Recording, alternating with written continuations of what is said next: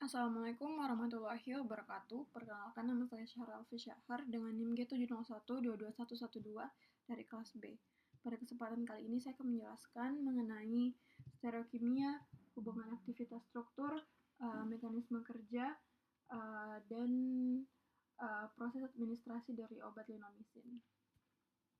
Linomisin hidroklorid monohidrat atau C18H36CIN2O7S. Komponen utamanya yaitu ada monosakarida galaktosa dengan stereokimia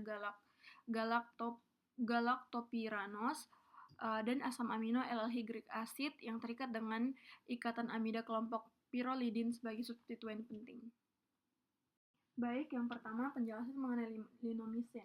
Linomisin adalah antibiotik pertama dari golongan linkosamid yang telah dipelajari dan digunakan dalam beberapa infeksi umum yang terjadi di rumah sakit dan rawat jalan, baik dalam bentuk oral maupun injeksi, di mana infeksi utama diantaranya adalah infeksi telinga, hidung, dan tenggorokan atau THT, dan saluran pernafasan atau ISPA, infeksi kulit dan jaringan lunak atau SSTI, termasuk infeksi luka operasi, infeksi tulang dan sendi, atau osteomyelitis dan artritis septik, dan infeksi oro dan gigi. Untuk kelarutan dari obat linomisin sendiri, linomisin merupakan garam hidroklorida yang larut dalam air dan lebih sukar larut dalam pelarut organik. Kemudian adanya gugus hidrofilik seperti gugus hidroksil, amida, dan ion klorida mendukung kelarutannya dalam medium berair. Proses stereokimia dari linomisin sendiri itu adalah untuk konfigurasi absolutnya. Untuk karbohidrat, konfigurasinya itu DD-galakto dengan konfirmasi 4C1. Untuk asam amino, konfigurasinya itu aldehydik asid. Penentuan konfigurasinya ditentukan dengan menggunakan difraksi sinar X dan dispersion anomali atom sulfur dan klor. Konfirmasi stereokimianya itu ciri galaktosa mirip dengan metil alfa D galaktopiranosida.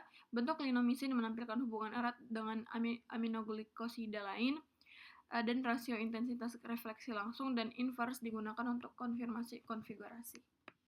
Untuk proses administrasi, distribusi, metabolisme, dan ekskresi dari linomisin sendiri, yang pertama adalah absorpsinya, yang itu linomisin diberikan secara oral ataupun injeksi intramuskular. Kemudian linomisin memiliki bioavailabilitas oral sekitar 20-35%, rendah karena absorpsi terbatas di saluran cerna. Kemudian makanan dapat menurunkan absorpsi dari obat linomisin sendiri. Kemudian untuk proses distribusi, linomisin didistribusi luas ke berbagai jaringan termasuk tulang, cairan sendi, dan paru-paru. Tidak menembus sawar darah otak dengan baik, dan ikatan protein preselamanya sekitar 50-60%. Untuk proses metabolismenya, obat linomisin di metabolisme sebagian besar di hati untuk menjadi metabolit aktif dan tidak aktif. Jalur utama dari metabolisme linomisin ini melalui hidroksilasi dan konjugasi. Kemudian yang terakhir untuk proses ekskresi dari obat linomisin, yaitu ekskresi utama melalui urin sekitar 30% dalam bentuk utuh dan di empedu. Waktu paruh eliminasinya sekitar 5 jam.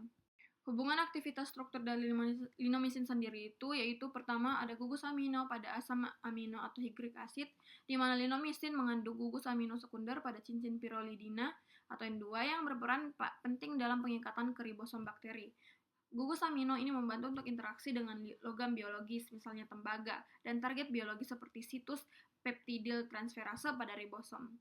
Kemudian ada cincin pyrrolidina. Cincin pyrrolidina dengan substituen alkil mempengaruhi fleksibilitas konfirmasi molekul. Hal ini memungkinkan penyesuaian orientasi molekul saat diberikan dengan ribosom atau membentuk kompleks dengan logam.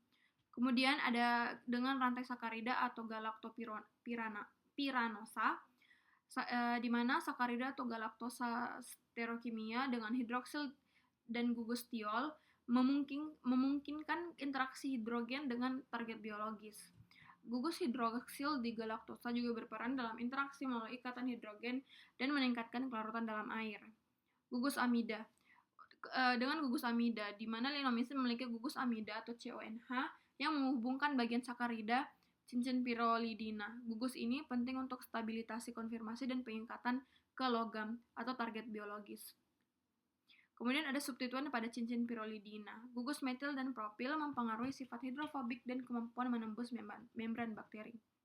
Interaksi hidrogen dan ikatan koordinasi. Jaringan ikatan hidrogen dan gugus hidroksil Hidroksil air dan klorida menstabilkan konfirmasi kristal dan mungkin berperan dalam interaksi farmakodinamik.